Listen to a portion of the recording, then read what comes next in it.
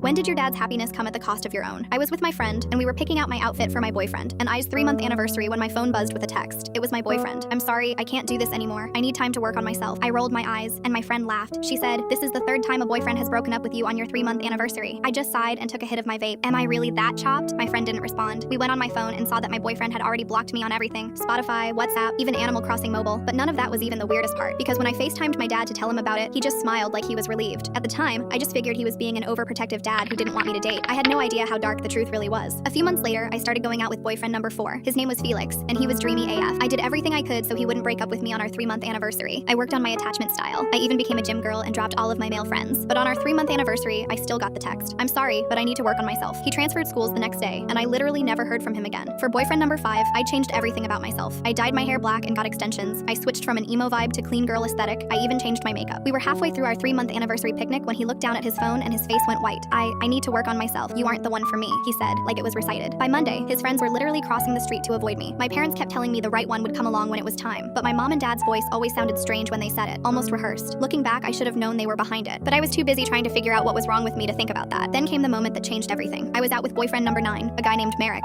We were grabbing coffee when my very first boyfriend Connor walked in, the first one to break up with me on our 3-month anniversary. The second he saw me, his face went completely white. He walked over, and his voice was barely above a whisper. He said, "I'm sorry for breaking up with you. I still think about you. It wasn't my choice. It was because of your dad." Then he stopped mid-sentence. His eyes went wide like he's just made the biggest mistake of his life, and he practically sprinted out of the store. Merrick asked who that was, and I just shrugged, not wanting him to think I was hung up on the past. But after Merrick broke up with me on our 3-month anniversary, I tried to go to therapy, but not even she could tell me what was going on. When I finally met Caleb, I didn't even want to date him, but he was persistent and sweet. He showed up at places I'd be, always knowing my schedule somehow. On our 3-month anniversary, when he looked down at his phone, I was ready for the script. I spoke, "Let me guess. You need to work on yourself." "Hey," he interrupted, not listening to me. "Look at this ad I got on Instagram for a bakery nearby. They have really good tres leches. We should buy it." I breathed a sigh of relief. We got through the entire month with no breakup. Month 4 passed, then 5, then 6. For the first time in years, I let myself breathe. Fast forward a few weeks later, and Caleb came to my dad's birthday dinner. Everything felt warm, normal. My mom pulled out old photo albums to embarrass me with baby pictures. I was laughing until I actually looked at the photos. In every single picture, for every single holiday, there was a little boy standing next to me, and he looked exactly like Caleb. My voice caught in my throat. I pointed at the boy who looked like Caleb and asked who that kid was. My dad smiled and said, "That's the boy we've always wanted you with." My mom chimed in with this proud look on her face. She said, "Finally, the plan worked." I couldn't breathe. What plan? My dad had a smile on his face like he'd been waiting for this moment, like he was proud of himself. "When you were born, me and my brother made an arrangement. You were promised to your cousin Caleb. We've been planning your marriage ever since you were babies. Caleb is your cousin." I didn't even know what to say. "What the hell are you talking about?" Mom interrupted me. "That's why your boyfriends kept breaking up with you at the 3-month mark?" Mom interrupted. "We paid them to go away so we could make sure you'd end up with Caleb." I looked at Caleb, hoping he'd be just as horrified as me, but he just shrugged. "I found out a month ago. It's legal in this state, and ain't no way I'm fumbling a baddie like you just because of some genetics." I walked out without saying a word. Last week, I got invited to Caleb's wedding in Serbia, and his sister is the bride.